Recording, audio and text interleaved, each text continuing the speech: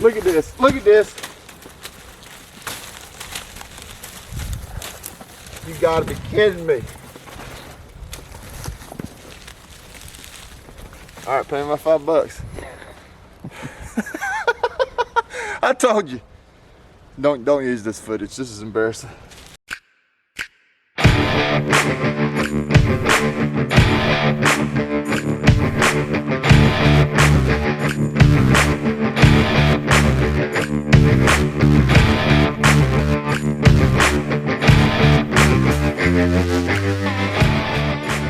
If you're wondering why I got on safety glasses, it's because yesterday I had a life-changing moment. Stick poked me in the eye. Right there. Alright, today we're gonna pull fence. Got me some new gloves too. Tools of the trade. This is a wire puller, commonly known as a crowbar. We use it to pull barbed wire, catch a barb, get it on the corner of the post. Then you can use this as leverage to pull it tight. This is a homemade woven fence wire stretcher puller. We're gonna take these bolts off, run the wire behind that board. The board cramps it between that and two. Well, I guess if you're really fancy, you'd use C-channel. But we use angle iron, welded to a piece of flat iron steel, welded some bolts on there. It's very time consuming, but it's effective. And it's homemade, cheap, just like we are. Kind of ready in place to go. Oh! Nice.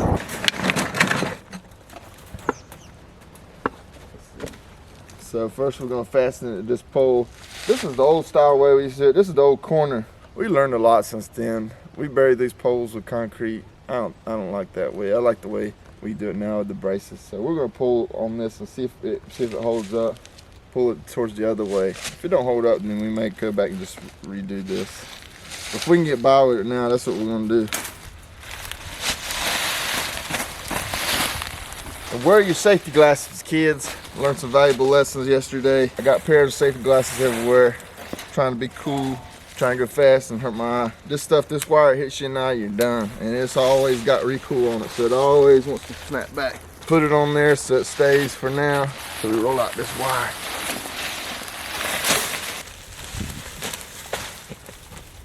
Boy, it's gonna be close. I got $5 at short. And just think, boys and girls, this is gonna be the shortest segment of wire this whole new fence project. That's gonna be fun rolling out that next one. That's why I'm looking for volunteers. You can volunteer your time in the comments section. Also, volunteer means you don't get paid anything. So this is a great workout if you're getting ready for the upcoming sports season or just trying to build those leg muscles. I call this the wire rollout. Damn, I knew it would be close. Well, if it was easy, this wouldn't be called real hard work. Well, let's go get a new roll of wire. Ain't nothing like a fresh pallet of wire. See that?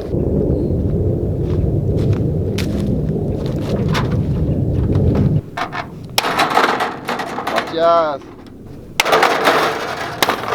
Watch out! Always put your tools back where you got them from.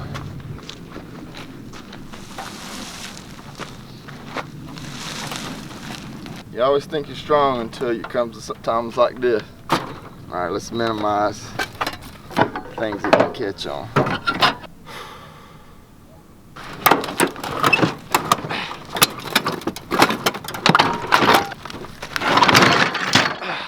I think that'll stay. Shoo-wee, boys. Shoo-wee. Yeah, that roll of wire weighs about 200 pounds or something like that. You wonder what we're using? Best value right here. Most people who see this will say, we just use a hot wire. Yeah, most people are stupid. We used to do hot wires in the 80s. You talking about a job? That's a full-time job. You got to walk around about twice a day, maybe more in a windstorm, especially when you're in the woods like this. Cut these back about halfway. Both these are 47-inch wire. Should match up just fine. That's why we're not reusing that other wire, because it's 33 and it won't match up. If you're asking why I'm using aviation snips, it's cut the wire? Well, it's because my wire cutters are no longer with us. So once you get them nice and half like this, you just kind of bring them together, mend them together. Doesn't really matter, I don't think. You can kind of pass them under the supports like that and just kind of hold what you got. You bring those joints together, and start wrapping them. A little hand time for now, and then we'll go back with the slip joints and make it look nice and tight. Make it look like something we'd be proud of. It's a very time-consuming process. The good thing is we only have to do this every 330 foot. And then you look down that fence line, there's gonna be a bunch of these. So go grab you a cup of coffee or ice cold beer and hang out with us. Boy, those wire cutters I had, they were really good for this. They had a nice big flat surface, so I could really get a good hold on them. I'm gonna have to use those 2 pair of slip joint pliers. Woo! I gotta come out some clothes. I'm hot. Shoo-wee, boys. Whew. So grab that and hold it down tight.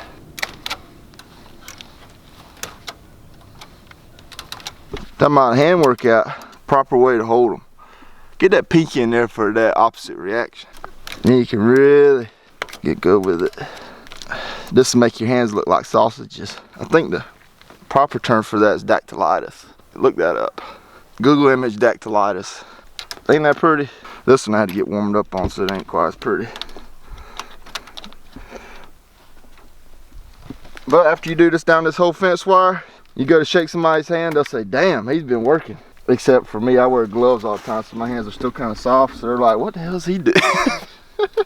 His hands are like sausages, but they're so smooth. The good thing about these little ones, they're not as important as those big, thicker gauge wires, because that's where you get a lot of your tension from. Dactylitis. D-A-C-T-Y-L itis. Look it up, I'm serious. It's a common presenting symptom of kids who have sickle cell disease. Look at there, you learned something.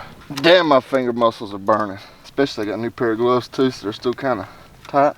They ain't really giving too much. The fun part is I put these big old braces in to handle a lot of pull, and we're still pulling against that old post down there, so it's probably gonna pull that post right over. If it does, we're right back where we started. And there's somebody's gonna watch this and say, I know there's a better way to do this.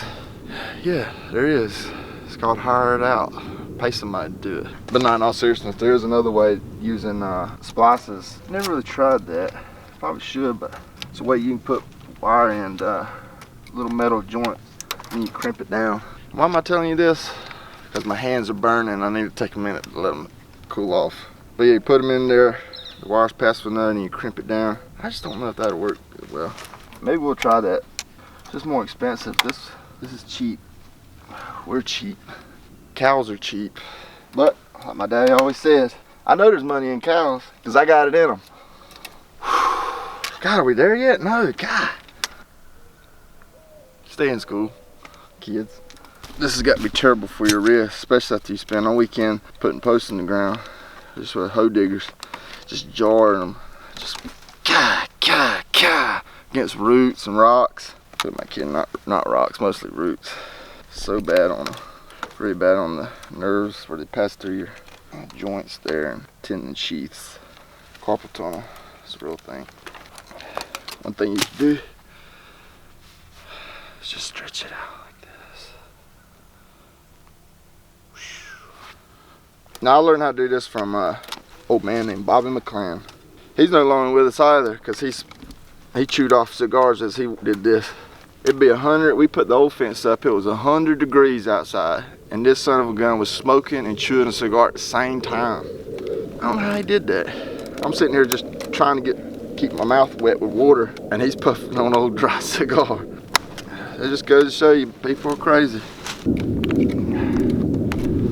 Like, it's actually kind of cool outside right now.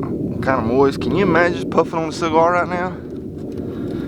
It's crazy. It just goes to show the habits in the human brain, just complete hot wire of your brain. This fence will be here 100 years from now, and somebody will say, damn, whoever did this, they had some class. Whew! That wasn't even the hardest part. That was the easiest part of pulling the fence. The hardest part is moving this big little wire.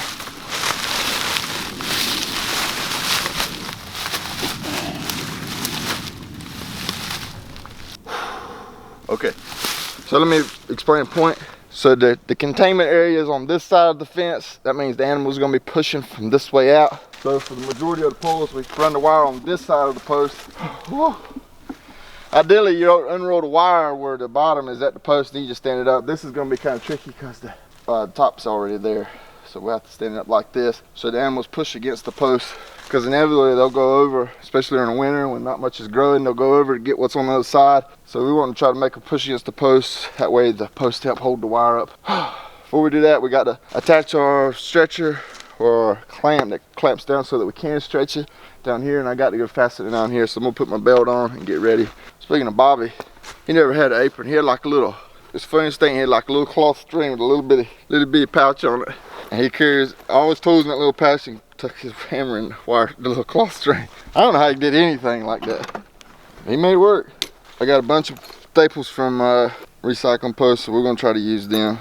It's probably a bad idea because they're about already a third of the way through their life because they will rust and fail. Debating on whether or not to use them.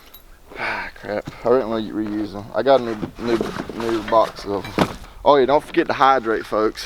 If this looks like dirty pond water, it's because it is. You gotta live where you work and work where you live. Oh, get all them protozoas and bacteria, all them protein. What else do we need? Okay, when you get under, fasten that fence, because if you pull against the fence, it ain't fastened, it's just gonna keep coming, so that'd be a bad idea. One thing that Bobby didn't do that I've started to try to do is whenever you're driving these staples up, I feel like it makes a difference if you come around, and so this is the plane of where the wire is going to be. So I try to come around the pole and put the staple. So that way you have all that friction from the curvature of the pole to help hold the wire. Might be a minor point, but I think it makes a difference. Because if you put it over here, over time that wire is going to push against that staple and it's going to pull out and your fence is going to loose. If you put it here, similar thing, and the wire slips, the staple might not pull out. Put it back here, I feel like it does a lot better. So try to put the top one first and put it on the outside curvature of the pole. Bear with me because all these staples are being reused, so probably straighten them out.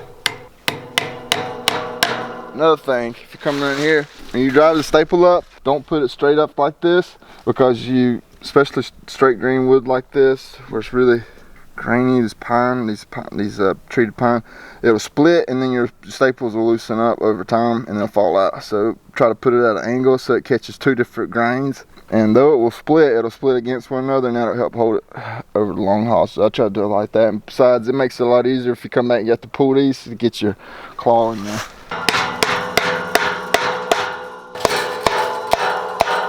We should do a before and after of my thumb, so I just hit the piss out.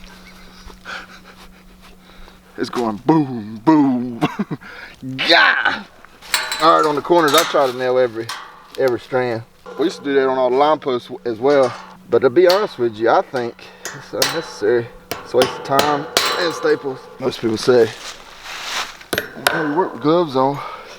If you don't have gloves on, you ain't working hard. I don't get too political on this show, on this, whatever you call this.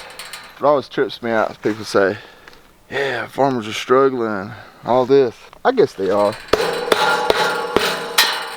But I've literally seen interviews where people, farmers that is, say they're struggling, and then you let them change the subject and then they'll tell you about their new tractor. That don't make sense to me. You talk about struggling and you got a $250,000 tractor. That don't make sense. So, I don't know. I think we've gotten away from what it means to be a farmer. But I think to be a farmer, or any kind of person does this, you don't make much money, so you have to reuse and repurpose stuff, like old tractors, stuff that you can pay for, sure. That's like these staples. Try to use them, they ain't much, but it all adds up. So, anyway. But who am I? Also, I don't know if it matters, but I like to fold mine back. I don't know why I like doing this, but I think it's because in the future, if you need to tie to it, makes it a little easier. And putting that bow bend in it makes it a little harder for it to fly to the staple you just nailed. But like I said, somebody may come by and see this and say, dang, Whoever did that has some style. Which is funny because nobody's ever gonna see this but me. Because nobody comes back here looking around. There's literally nothing that way for like probably 1.5 miles, 2 miles. So stay tuned. Hopefully in the future we'll be developing that. Now we can start standing it up. Look how bad the woodpeckers are out here. Look at that, ain't that crazy? That's part of the problem with our pines. They're so desperate, they're whacking daggone tree to post. Subscribe to our channel, hit the little bell. All right, we need to get all the slack out that we can. That way our come along is as effective as possible.